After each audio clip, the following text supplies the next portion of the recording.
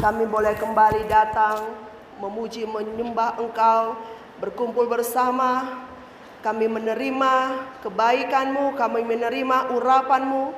Dan sampai pada saat ini Tuhan, kami siapkan hati untuk ditaburkan oleh kebenaran firman-Mu. Berfirmanlah Engkau Tuhan, urapi hamba-Mu ini, sembunyikan di belakang salib Kristus, dan biarlah setiap kami yang boleh menerima firman Tuhan, kami bersama-sama dimampukan oleh Roh Kudus. Roh Kudus mengajari kami untuk bisa melakukan kebenaran firman-Mu. Terima kasih Bapa, kami siap untuk mendengar firman-Mu. Di dalam nama Yesus Kristus, Juru Selamat kami yang hidup, kami berdoa dan mengucap syukur. Amin. Silakan duduk. Shalom. Bersyukur kepada Tuhan oleh karena kasih dan kebaikan-Nya yang begitu berlimpah bagi kita sampai pada saat ini. Itu semua bukan karena kita, tetapi karena kasih dan kebaikan Tuhan. Beberapa hari ini saya selalu mengingat akan perkataan Paulus, di mana Paulus mengatakan bahwa setiap orang yang mengaku kepada Yesus Kristus adalah Tuhan dan Juru Selamat itu sebenarnya bukan berasal dari dirinya, tetapi dari Tuhan. Bagaimana mungkin orang yang hakikatnya berdosa mampu mengatakan bahwa Yesus Kristus adalah Tuhan? Tidak mungkin. Orang yang hakikatnya berdosa pasti dia akan melakukan yang tidak berkenan di hadapan Tuhan. Tetapi kemudian saya mengingat bagaimana orang yang berdosa seperti kita ini adalah disebut orang-orang yang benar. Ternyata ada suatu kandungan teologis yang kuat di dalam perkataan itu. Bahwa kita dibenarkan bukan karena kita, tetapi karena Kristus yang Yesus Kristus ada di dalam diri kita. Sehingga kebenaran Kristus itulah yang membenarkan kita. Bukan karena kita adalah orang benar, tetapi karena Kristus yang membenarkan hidup kita. Amin. Sehingga kita bisa mengatakan, ya Aba, ya Bapa. Kita bisa mengucap syukur dalam segala situasi dan kondisi yang tidak menentu. Kita tetap bisa mengucap syukur. Itu semua karena anugerah Tuhan Yesus. Luar biasa. Betapa kita bersyukur kepada Tuhan. Tuhan terus menerus memampukan kita, orang yang terdiri dari debu dan abu ini, untuk menyembah Allah yang hidup, Allah yang kudus. Bahkan di tengah COVID-19 ini, apakah Indonesia dan dunia sudah reda dengan pandemi ini? Belum ada keredaan. Kalaupun negara Inggris ya ataupun negara Eropa sudah mulai 2 minggu ini membuka lockdown negara tersebut, dalam artian transportasi boleh kembali berjalan, masyarakat tidak lagi menggunakan masker dan lain sebagainya. Tetapi itu masih dalam tahap uji coba. Bahkan yang lebih menakutkan lagi, kita di Indonesia ini seakan-akan tidak memastikan kapan itu selesai. Bahkan minggu lalu saya membaca pernyataan dari Menteri Pendidikan Bapak Nadiem Makarim mengatakan bahwa pendidikan online itu bisa saja berjalan sampai akhir tahun 2020. Dan di situ peran orang tua semakin bisa dirasakan. Dan orang tua semakin bisa memaknai bagaimana pekerjaan seorang guru. Tidak ada satupun yang bisa memastikan. Tetapi di situ kita bersyukur kepada Tuhan. Di dalam masa pandemik ini, STTOI boleh tetap terus melayani Tuhan. Amin. Bahkan STTOI seakan-akan tidak bisa dikalahkan oleh apapun. Itu semua karena kasih dan kebaikan Tuhan. Bahkan saya bersyukur Ibu Mirna mengingatkan, STTOI bergerak dalam kegiatan Passover Charity, 5 TG terbuka. Puji Tuhan, kita tepuk tangan untuk Tuhan. Unpredictable, segala sesuatu yang tidak pernah bisa kita pikirkan. Orang lain takut keluar, kalaupun harus keluar hanya belanja, dipajak dan lain sebagainya. tidak berani untuk memberitakan Injil. Tetapi itulah karena kasih dan kebaikan Tuhanlah sehingga kita mampu untuk melakukan, bukan karena apa kata manusia, tetapi karena kata Tuhan. Tuhan Yesus berkata, beritakanlah Injilku. Bapak, Ibu, dan mahasiswa yang dikasih oleh Tuhan Yesus, sesuai dengan sinode GMII yang boleh kita ikuti sampai pada saat ini, kita akan membaca kebenaran firman Tuhan dari Kisah Rasul 17 ayat 22 sampai dengan 31. Bapak, Ibu, dan saudara yang dikasih oleh Tuhan, tema hari ini berbicara tentang memproklamasikan Allah yang hidup. Kita teringat ketika berbicara tentang memproklamasikan Indonesia 74 tahun yang lalu, proklamasi artinya bebas dari belenggu penjajahan, bebas dari segala penindasan yang dilakukan oleh oknum lain. Nah, firman Tuhan hari ini ketika dituliskan di dalam kitab Kisah Para Rasul, Paulus kita kenal sebagai pribadi retorika ulung. Dia sebagai pengkhotbah yang ulung. Dia berani mengatakan kepada masyarakat yang ada di Athena pada waktu itu bahwa mereka sudah salah jalur. Mereka harus diingatkan, yakni masyarakat Athena harus diingatkan bahwa selama ini mereka beribadah kepada Allah yang tidak dikenal. Bagaimana bisa kita mengasihi, kita memperhatikan orang yang tidak kita kenal? Bahkan mungkin cenderung kita akan curiga kepada orang yang tidak kita kenal, karena kita tidak mengetahui latar belakangnya. Tetapi di sini sesuatu hal yang aneh yang dilihat oleh Paulus dalam kebudayaan Athena Yunani pada saat itu. Mereka berani beribadah kepada kuil-kuil bangunan yang dibikin oleh buatan tangan manusia dan tidak ada nama dan disebut sebagai Allah yang tidak dikenal. Bapak, Ibu, dan saudara yang terkasih dalam nama Tuhan Yesus, masyarakat Yunani itu bukanlah orang yang bodoh. Mereka ada di dalam suatu kebudayaan yang sangat filosofis sekali. Ya, mereka suka merenung-renungkan. Bahkan 3 tahun yang lalu saya dengan Pak Jimmy diberikan kesempatan oleh Tuhan pergi ke Athena, Yunani. Kami pergi ke Akropolis, suatu kota di atas bukit, sangat indah sekali ketika malam hari. Ada lampu yang banyak-banyak begitu ya. Kemudian saya bilang sama Bapak, kenapa ya seperti Aristoteles, Plato, Sokrates dan lain sebagainya, mereka berasal dari Akropolis. Ternyata orang-orang Yunani itu suka merenungkan. Orang Yunani suka sekali merenung. Perenungan yang seperti apa? Perenungan akan pikiran manusia, perenungan akan situasi dan kondisi yang terjadi pada saat itu. Sehingga banyak sekali buah-buah ide, gagasan, pemikiran hasil dari perenungan mereka. Orang yang pintar, orang yang mampu melahirkan sesuatu yang bisa berdampak kepada orang banyak, tetapi bodoh di dalam penyembahan kepada Allah. Orang yang pintar tetapi bodoh. Itu bagaimana kita bisa mendeskripsikan itu ya? Banyak orang pintar di Indonesia ini tetapi membodoh-bodohi orang. Ya. Banyak orang yang berpendidikan tinggi tetapi suka melihat kekacauan yang terjadi. Itu kita bingung untuk mendefinisikan manusia seperti apakah itu. Ya. Nah, disinilah kebingungan Paulus terjadi sehingga dia bertanya dan dia menyampaikan statement ini kepada orang-orang Athena di ayat yang ke-22. Hai orang-orang Athena, aku lihat bahwa dalam segala hal kamu sangat beribadah kepada dewa-dewa. Ya. Sampai kepada ayat yang ke-23 kita sudah baca tadi. Kemudian ada di 23b dikatakan kepada Allah yang tidak dikenal. Pada saat itu saya percaya Roh Kudus sedang berbicara kepada Paulus untuk masuk penginjilan dengan cara tersebut.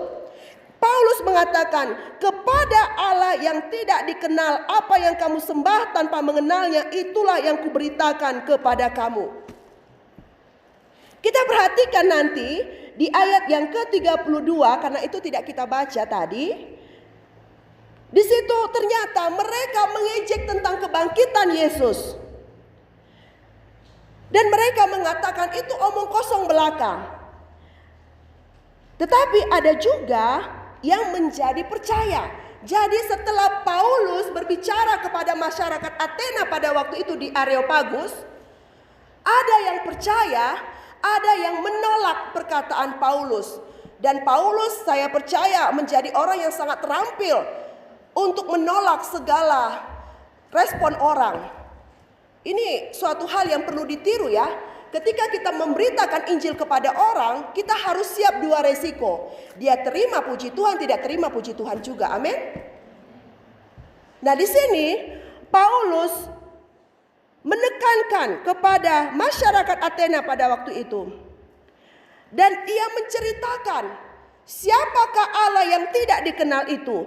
Dialah Allah yang telah menjadikan bumi dan segala isinya dan seterusnya. Itu adalah penjelasan Paulus kepada masyarakat Athena pada waktu itu. Dan sampai kepada ayat yang ke-30 ya. Penekanan kalimat terakhir dikatakan bahwa di mana-mana semua mereka harus bertobat. Apapun yang terjadi di dalam kehidupan manusia, ketika kita mengalami sakit penyakit, ketika kita mengalami penderitaan, tujuannya bukan kepada kematian, tujuannya bukan kepada penyesalan, tetapi tujuannya adalah kepada pertobatan. Amin. Apapun yang menjadi masalah yang engkau alami, tujuannya adalah untuk pertobatan manusia. Terkadang kita terlalu manja kepada diri kita sendiri, ya. Kita terlalu menangisi diri kita sendiri. Kita tidak tahu apa maksud daripada ujian ini, apa maksud daripada cobaan ini, COVID-19. Ada orang mengatakan ini adalah pencobaan. Jelas ya, beda ujian dan pencobaan itu ya, berbeda sekali. Kalau ujian adalah segala sesuatu yang kita dapatkan tanpa kita berbuat suatu kesalahan. Contoh, si A dibenci oleh orang. Tidak perlu dia mencari-cari, kenapa ya aku dibenci ya, kenapa aku dibenci. Tidak perlu. Kalau dia memang menyadari bahwa dia tidak pernah membenci orang lain, tetapi dia dibenci, itu adalah ujian.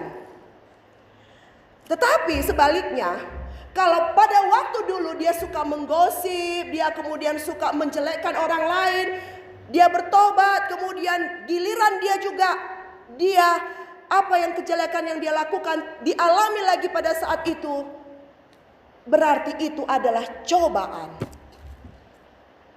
Kita ketahui bagaimana peristiwa Ayub. Dikatakan Ayub di pasal pertama adalah orang yang saleh, orang yang sangat baik. Kemudian terjadilah percakapan antara Allah dan iblis. Dan kita melihat 42 pasal dalam Ayub berbicara bagaimana teman-teman Ayub, bahkan istri Ayub sendiri mencoba supaya Ayub menyalahkan Tuhan. Tetapi Tuhan berfirman bahwa di dalam tertulis kitab Ayub tidak ada kata-kata Ayub yang menjelekkan Tuhan. Di situ kita jelas menyimpulkan bahwa Ayub diuji oleh Tuhan. Nah, Bapak Ibu dan mahasiswa yang dikasihi oleh Tuhan, seberapa banyak dari antara kita yang boleh melihat pandemi 19 ini sebagai suatu ujian dari Tuhan? Bersyukurlah kita kalau kita melihat ini sebagai suatu ujian. Kenapa? Dalam Mazmur 91 kita tetap dilindungi oleh Tuhan, kita tetap dijaga oleh Tuhan. Mengapa? Karena kita menjadikan Allah sebagai tempat perteduhan kita. Sehingga tidak ada satupun yang bisa mengganggu kita. Dari depan, dari belakang, dari tengah, dari atas, dari bawah. Semua aman dalam perlindungan Tuhan. Kita melihat bahwa di sini Paulus jelas-jelas mengatakan bahwa manusia harus bertobat. Tujuan daripada apa yang terjadi dialami oleh masyarakat Athena pada saat itu kepada pertobatan. Tetapi bagaimana ya kalau orang yang masih dalam duniawi ya, seperti orang di Athena ini kan menyembah dewa-dewa ya, dia tidak mengerti arti pertobatan. Pasti sampai kepada penyesalan, padahal penyesalan belum tentu pertobatan. Ya. Nah, Bapak Ibu dan mahasiswa yang dikasihi oleh Kristus, apakah artinya memproklamasikan Allah yang hidup? Hal yang pertama yang kita dapatkan adalah kita mampu memperkatakan Allah itu di dalam satu pribadi yang kita kenal, yaitu Yesus Kristus. Saya harus meyakinkan Anda bahwa kita semua di sini mengenal Yesus Kristus. Amin. Kita tidak bisa menjadi seperti seorang calo tiket. Calo tiket ya. Tiket kereta api, tiket napogos, tiket pesawat dan lain sebagainya. Kalau calo tiket kan, ayo Medan Sidikalang. Terus kutanya lah kan, itu kau ikut nggak ke Medan? Kayak kan dari Sidikalang menuju Medan toh? Itu kau ikut nggak ke Medan? Aku kan cuma menjual tiketnya, nggak ikut aku ke Medan. Sama, ya. Kalau kita bukan calonnya Kristus, berarti kita yakin bahwa kita pun pasti ikut ke surga suatu saat nanti. Ya, ada orang kita memberitakan Injil, bertobatlah, kerajaan Allah sudah dekat. Terima Yesus, kita menggunakan metode DFK. Ya, bahwa semua orang sudah berdosa, sudah kehilangan kemuliaan Allah. Maka manusia harus membuka hati, menerima Yesus, mengundang Yesus masuk ke dalam hati, menjadikan Yesus sebagai Tuhan dan Juru Selamatnya. Setelah selesai, amin, banyak jemaat yang datang. Bu Marini, Ibu percaya nggak kalau suatu saat Ibu mati? Oh ya, saya cinta kehidupan. Saya bilang begitu kan langsung. Ibu ke surga atau ke neraka? Saya bilang, ya saya ke surga lah. Ngapain saya ke neraka? Ya saya ke surga. Kenapa? Karena saya percaya bahwa Yesus Kristus adalah Juru Selamatku. Ya. Dan pada saat itu juga kita yakin bahwa kita sudah tercatat dalam kitab kehidupan. Sehingga apa yang tercatat di dalam kitab kehidupan itu diimpartasikan, dinyatakan pada waktu kita masih hidup. Kita melakukan, kita suka memberitakan Injil, kita suka berdoa karena nama kita sudah tercatat dalam kitab kehidupan. Amin. Nah, di sini yang harus kita pahami, ini memproklamasikan Allah yang hidup, memperkatakan bahwa kita percaya kepada Allah di dalam Yesus Kristus, Juru Selamat kita. Ya, kita bebas dari segala belenggu dosa. Kita bebas dari segala perbuatan-perbuatan dunia yang tidak menyenangkan hati Allah. Kalaupun engkau terjatuh, engkau tidak pergi kemana-mana, tetapi langsung datang minta ampun kepada Tuhan, dan Tuhan pasti mengampunimu. Ya, nah itu hal yang pertama. Kita perhatikan bahwa Paulus ingin menjelaskan kepada masyarakat Athena, kepada orang di Athena, supaya mereka, sebagaimana mereka menyembah dewa-dewa, demikianlah juga mereka harus menyembah Allah yang hidup, Allah yang berkuasa. Siapakah itu? Dia adalah Yesus.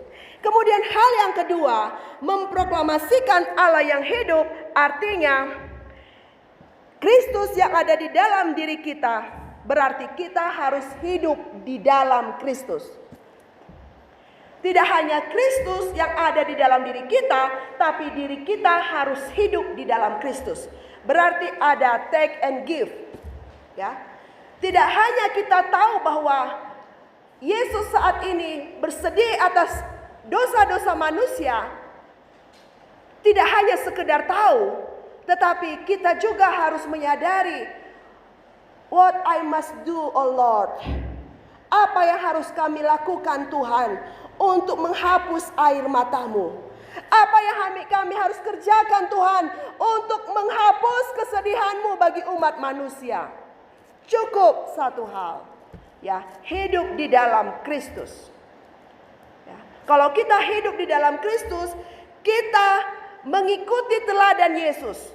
Kita tidak hanya mengetahui ajaran Yesus, ada orang begitu ya, cukup tahu ajaran Yesus ya, cukup tahu saja ajaran Yesus, tetapi dia tidak mau mengikuti teladan hidup Yesus. Ada seperti itu. Tetapi kita ditantang untuk hidup di dalam Kristus. Ya, ketika kita katakan bahwa tubuh kita adalah bait Roh Kudus, maka kita harus menjaga tubuh kita dengan baik. Ya. Kemudian kalau kita katakan bahwa hidupku adalah untuk memberitakan firman Tuhan, maka kita tidak ada ketakutan sedikit pun untuk memberitakan Injil kepada orang Kristen maupun kepada orang Kedar. Seluruh dunia dimanapun, keinginanku selalu untuk memberitakan Injil. Yesus mengajar dan memberitahu doa yang benar. Kan rogate ya, minggu ini rogate, berdoa, suka berdoa. Berarti orang Kristen pun walaupun disuruh atau tidak disuruh harus mempunyai keinginan, kesukaan untuk berdoa. Bahkan dengan berdoa kita bisa mendengar apa yang Tuhan Allah inginkan untuk kita kerjakan. Kalau kita tidak suka berdoa, kita bisa mendengar pikiran kita. Bahkan di dalam Yeremia 17 dikatakan, terkutuklah orang yang mengandalkan pikirannya sendiri, tetapi diberkatilah orang yang mengandalkan Tuhan. Ya. Nah, jadi hidup di dalam Kristus, Kristus ada di dalam diri kita dan diri kita ada di dalam Kristus, ya. Berarti kita harus mengikuti teladan Tuhan Yesus. Apa saja teladan Tuhan Yesus? Anda sudah baca di dalam Injil. Ya, apa saja teladan Tuhan Yesus? Lakukanlah itu, kerjakanlah itu. Maka kasih Allah secara khusus bagi kita, ya, akan tetap terus-menerus diberikan bagi orang yang tetap tekun, setia, taat, hidup di dalam Kristus Yesus. Amin. Nah, ketiga, memproklamasikan Allah yang hidup, artinya hidup mengenal Allah. Hidup mengenal Allah. Kalau saya memberitakan Injil, saya sudah siap. Pasti pertanyaannya klise. Itu saja. Kok Allah orang Kristen 3? Itu saja ya. Oh, itu mah udah kita kuasai ya. Kemudian, ya, bukan Yesus yang mati itu, tetapi muridnya. Itu lagi. Ya, udah jelas-jelas di dalam Matius 28 ya, bahwa itu kan dusta-dusta maka agama, ya, dusta-dusta mahkamah agama yang terjadi pada 2020 tahun yang lalu dan sampai pada tahun ini. Begitu. Jadi kebohongan itu kebohongan turun-temurun, kebohongan keturunan. Ya, jadi kita sudah tahu. Kemudian berikutnya ada yang bilang, Bu Marini, gak usah repot-repot Bu Marini melayani kita. Layani dulu aja deh keluargamu. Itu lagi. Ya. Bahkan dalam Matius 28 juga dikatakan bahwa orang juga mengolok-olok Yesus pada waktu mau disalib ya. Kalau kau memang anak Allah, buktikan bahwa kau memang anak Allah. Orang lain kau selamatkan, tapi dirimu sendiri gak kau selamatkan. Ya, itu kan olok-olok yang sudah terjadi, yang Yesus alami zaman-zaman dulu. Jadi ketika orang mau tanya apa lagi sama saya, sehingga saya semangat untuk memberitakan Injil, semangat untuk menyampaikan kebenaran. Kenapa? Karena di luar daripada pemahaman saya, mereka perlu bertobat. Amin. Tapi bukan dengan kekerasan. Waduh, itu luar biasanya Tuhan Yesus ya. Saya sangat kagum sama Tuhan Yesus ya. Yesus itu sangat penuh belas kasihan. Ya, sangat penuh mengasihi. Bahkan ketika orang-orang banyak berkumpul, walaupun tujuan orang banyak adalah meminta kesembuhan dari Tuhan Yesus, hal yang kedua supaya mereka makan, tetap Yesus memperhatikan kebutuhan pokok manusia. Bahkan ketika orang-orang banyak mengikuti Yesus, Yesus katakan kepada para murid, berikan mereka makan. Walaupun hanya 5 roti dan 2 ikan, Yesus berdoa. Dan Yesus membuat itu banyak mujizat terjadi. Dan orang-orang banyak makan. Ternyata akarnya adalah Yesus memiliki hati belas kasihan. Ya, itu yang saya salut dalam diri Tuhan Yesus ya. Terkadang kita seringkali ya banyak ya kegagalan kita, kelemahan kita ya, melihat orang lain kok gak bertobat-tobat, ya pingin udahlah rasanya singkirin aja lah, capek waktuku. Pada waktu saya teringat ya pelayanan di Mongonpola, Mentawai, Laskar Jihad ya, dia masuk ke kampungnya untuk menjihadkan ya, untuk memualafkan orang di Mongonpola yang saat ini sekarang banjir ya di Siberut gitu ya. Saya teringat di situ. Terus saya bilang sama dia, kamu bertobatlah, saya bilang ya. Saya bimbinglah kamu untuk percaya Yesus. Terus dia bilang, di mana tertulis? Ya, ketepatan saya dikasih Bapak itu ya catatan 5P itu ya. Kemudian saya jelaskan ada di surat Ali Imran ya. Kemudian Al-Zukhruf, kemudian surat Al-Nisa dan lain sebagainya ya. Waktu itu saya hafal ya. Semoga hari ini hafal lagi ya. Nah, kemudian saya sampaikan kepada dia ya. Terus dia bilang, dia heran. Wah, ibu kok tahu semuanya tentang Al-Quran, tentang Alkitab juga. Iya, karena saya rindu supaya orang lain yang saya jumpai secara khusus seperti kamu ini bertobat, saya bilang. Terus saya selalu berdoa sama Tuhan, Tuhan kasih saya kesabaran, kasih kesabaran. Pada waktu saya bilang, saya tawarkan gimana, mau saya doakan untuk terima Yesus? Ya kita jalani dulu lah Bu, kata dia begitu ya. Maksudnya menjalani apa nih? Saya bilang gitu. Ya udah, Ibu bimbinglah saya berdoa. Ya saya udah senang ya, yuk kita bimbing berdoa gitu. Kemudian ketika saya udah sampai perkataan begini, saat ini saya percaya bahwa Yesus Kristus adalah Tuhan dan Juru. Dia berhenti. Maaf Bu. Kayaknya kalau itu nantilah dulu. Katanya begitu ya. Aduh, saya kesel sekali ya. Dalam hati saya bilang begini, aduh waktuku sampai berjam-jam ngeladenin kamu, tapi kamu belum bertobat juga deh. Ya, saya kesel sekali. Belum lagi pulang dari Mongonpola, motor kami jatuh. Si Alek takut ngelihat kucing, terus jatuh. Waduh, gimana nih? Akhirnya saya handle, saya bawa motor ya, lewat. Itu tahu kalau ada orang Mentawai di sini ya, tahu jalanan itu naik turun bukit ke Mongonpola, ke Seboyak dan lain sebagainya. Ya, di situ saya nggak bisa seperti Tuhan Yesus gitu loh, yang sabar, yang penuh belas kasihan, yang selalu memberikan kesempatan kepada orang lain untuk bertobat. Tetapi justru ketika kita tahu bahwa kita lemah, disitulah kita melihat bahwa tanpa Kristus aku tidak bisa apa-apa. Amin. You cannot live without God. Engkau tidak bisa hidup tanpa Kristus. Engkau tidak bisa hidup tanpa Allah. Makanya kita harus selalu hidup mengenal Allah. Amin. Kita harus terus-menerus mengenal Allah. Itulah pentingnya kita membaca Alkitab. Hakikat yang benar adalah kita harus percaya kepada Alkitab. Kita harus sungguh-sungguh mempelajari Alkitab. Kita harus mempeakan firman Tuhan. Dan ketika kita membaca firman Tuhan, jangan sekali-sekali mengandalkan pikiranmu. Tetapi andalkanlah kuasa Roh Kudus bekerja untuk mengajari kita mengenal Allah dengan benar. Nah, inilah yang dilakukan oleh para tokoh-tokoh Alkitab di zaman dulu, di dalam Perjanjian Lama, seperti Nuh, ya. Nuh dianggap orang gila karena membangun bahtera yang begitu besar. Panas-panas begini kok bangun bahtera begitu ya. Jadi dia diolok-olok, tetapi Nuh tidak peduli, ya. Di situ kita lihat, wah, luar biasa ya, kalau manusia hidup bukan karena kata manusia, tapi manusia hidup karena kata Tuhan, itu luar biasa sekali hidupnya. Ya. Kemudian siapa lagi ya? Elia, Elisa, ya. Kemudian tentu Ayub, dan banyak lagi tokoh-tokoh Alkitab masuk ke dalam Perjanjian Baru. Ya, bagaimana Allah yang dikatakan oleh Paulus ini itu sama dengan Allah yang dia yakini, yaitu Yesus Kristus. Ya.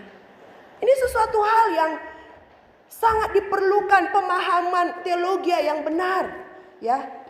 Makanya kalau kita memproklamasikan Allah yang hidup, kita harus sungguh-sungguh hidup mengenal Allah dengan benar.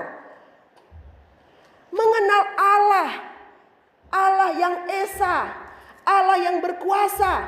Sehingga ketika kita memuji Tuhan, kita menyembah Tuhan, kita fokus bahwa Tuhan yang kumaksudkan itu adalah Yesus Kristus Juru Selamatku. Ini suatu hal yang menantang kita, ya, untuk berjuang dan mengucap syukur kepada Tuhan. Bagi para mahasiswa, terima kasih Tuhan, untunglah di masa mudaku aku masuk STTOI. Amin. Nah, jadi bermacam-macam latar belakang kita seperti itu, ya. Tetapi sungguh baik Tuhan, ya. Dia bisa mengubah yang latar belakang tidak baik atau buruk. Akhirnya kita starting ke dalam hidup yang baru di dalam Kristus. Ya, kita mulai diajar seperti seorang bayi yang sedikit demi sedikit dari merangkak, kemudian bisa berjalan, akhirnya bisa tegak. Dan itulah kebaikan Tuhan Yesus bagi kita. Kalau kita mau mengenal sungguh-sungguh Kristus dalam hidup kita. Bapak, Ibu, dan saudara yang terkasih dalam nama Tuhan Yesus. Hal yang berikutnya, ya. Hal yang pertama tadi apa? Memproklamasikan Yesus adalah yang pertama, ya, memberitakan Allah dalam pribadi Yesus Kristus. Hal yang kedua adalah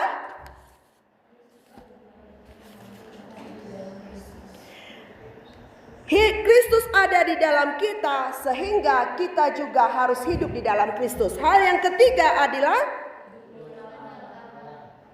hidup memproklamasikan Allah, berarti hidup untuk mengenal Allah dengan benar, ya. Dan hal yang keempat, ya, bagaimana memproklamasikan Kristus, artinya hidup bersaksi bagi Kristus, ya. Hidup bersaksi bagi Kristus.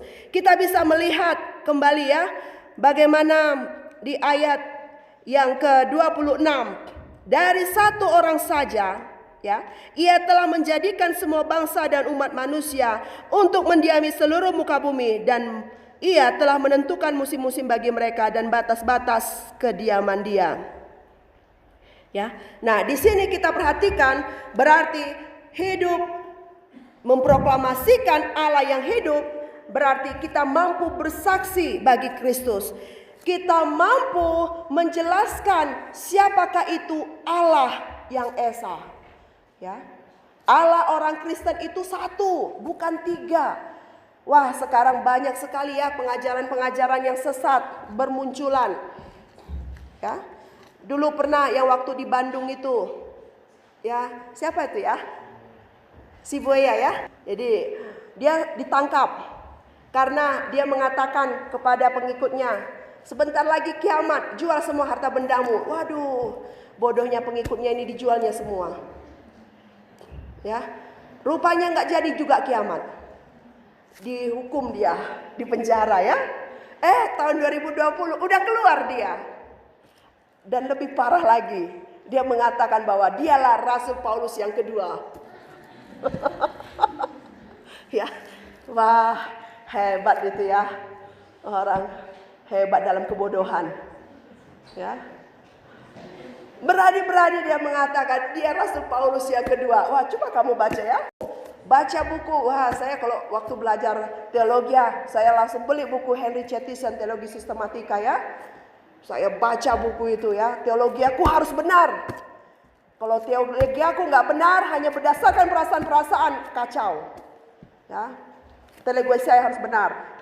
Makanya saya baca buku Henry Chettison. Tahu lah bukunya itu, ya? Ya, Henry Chettison, Teologi Sistematika. Ya, nah itu harus benar. Sehingga ketika kita tahu mana yang benar, ada masuk yang salah, kita langsung alarm bunyi. Salah itu, ya. Kita langsung tahu, ini namanya juga udah akhir zaman. Siapa yang gak merasa ini akhir zaman? Siapa tahu ada yang gak merasakan? Ya, ini udah akhir zaman. Kita sudah ada di dalam akhir zaman. Artinya kita tidak boleh heran melihat orang jahat makin jahat, orang baik makin baik. Ya, kemudian makin kasih itu makin redup. Kemudian banyak terjadi keanehan, penyesatan terjadi, lalang dan gandum mulai hidup bersamaan, tumbuh bersamaan. Nggak boleh heran, ya. Kenapa? Karena kita tahu, kita sudah bisa mengindikasikan bahwa inilah akhir zaman. Amin. Ya. Sehingga kita terus memacu diri kita untuk giat belajar. Jadi kita tahu bahwa hidup bersaksi bagi Allah, memproklamasikan Allah yang hidup, berarti mampu bersaksi bagi Kristus. Orang yang bersaksi adalah orang yang telah mengalami Kristus dalam hidupnya. Apakah kita sudah mengalami Kristus dalam hidup kita? Karena itu bersaksilah. Ya. Orang yang hidup bersaksi bagi Allah, ada perubahan dalam dirinya. Kau bilang kau Kristen tetapi tidak ada perubahan, nonsen. Kristen harus ada perubahan. Amin. Kristen tapi masih mabuk. Kristen masih berjudi. Kristen masih malas berdoa. Kristen masih malas baca Alkitab. Itu cuman Kristen kesingan. Kalau kita disebut Kristen, berarti kita mengalami perubahan dalam diri kita. Hidup bersaksi bagi Kristus, mengalami kebaikan Tuhan dalam diri kita. Saya telah diampuni, saya telah ditebus dari dosa saya. Tidak ada alasan untuk saya membenci orang lain. Tidak ada kamus dalam diri kita untuk tidak mengampuni orang lain. Kita harus mengampuni orang tua kita. Walaupun orang itu jahat kepada kita, kita harus mengampuni bukan karena aku, tapi karena Kristus sudah ada di dalam kita. Dan jemaat yang bersaksi adalah gereja-gereja yang hidup, yang dinamis, bergairah mengikuti Tuhan Yesus. Amin. Ya, kalau nggak bergairah, kenapa? Berarti ada masalah ya. Orang Kristen yang ada masalah, mari sama-sama mendoakan orang Kristen yang bermasalah tersebut. Supaya break every chains. Apa? Break every chains. Mendobrak segala belenggu dalam hidup kita. Ya.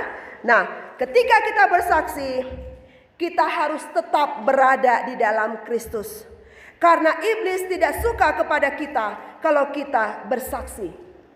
Iblis suka menipu kita, tapi tetap saja kalau kita tetap di dalam Kristus, kita berada di dalam kebenaran Kristus, rajin setia baca Alkitab, maka roh jahat tidak akan bisa mengganggu kita. Mari kita buka di dalam 1 Korintus 15 ayat 55. Kita baca bersama-sama. 3, 2, ya.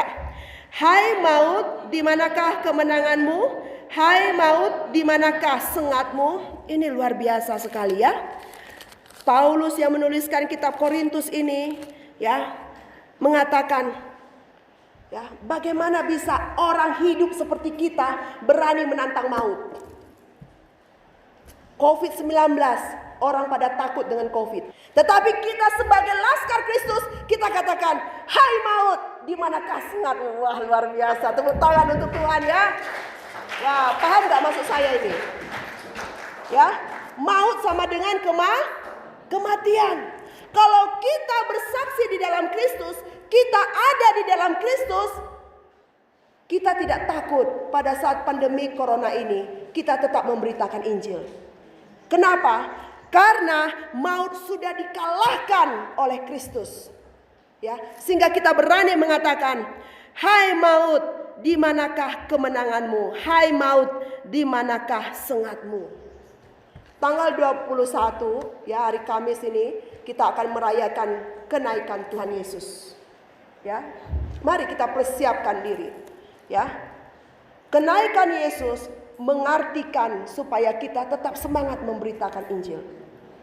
Manusia di sekitar kita hidup lemas ya, begini. Hidup segan, mati tak mau.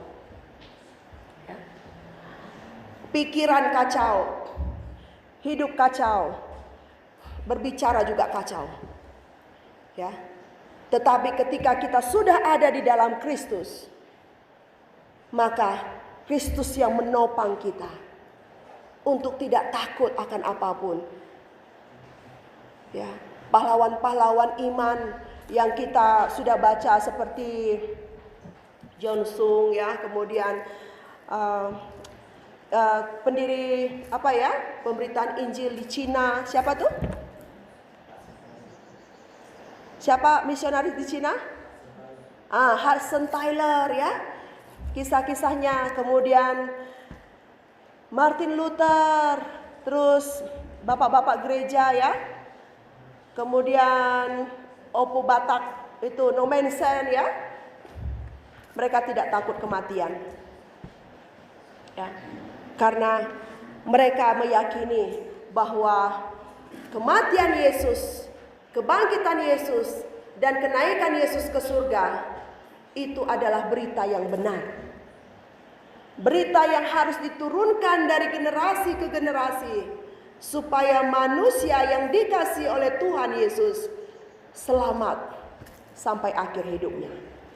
Nah, Bapak, Ibu, dan saudara yang dikasihi dalam nama Tuhan Yesus, biarlah firman Tuhan hari ini mengingatkan kembali, menegur kita, meneguhkan hati kita, ya, untuk kita tetap setia memproklamasikan Allah yang hidup, memproklamasikan kebenaran yang ada di dalam Yesus Kristus, sehingga orang-orang lain pun bertobat. Orang-orang lain pun mengalami kemerdekaan seperti kita, dan akhirnya semua mulut memuji dan memuliakan Tuhan Yesus. Amin. Mari kita bersatu dalam doa. Allah Bapa kami yang bertahta di dalam kerajaan surga, terima kasih Tuhan Yesus untuk firman-Mu yang menguatkan saya, menguatkan kami yang ada di tempat ini. Kami tidak mampu kalau kami sendiri, tetapi karena firman-Mu yang mengatakan bahwa kami tidak pernah sendiri, ada Allah Immanuel yang menyertai kami, sehingga kami berani memproklamasikan Allah yang hidup.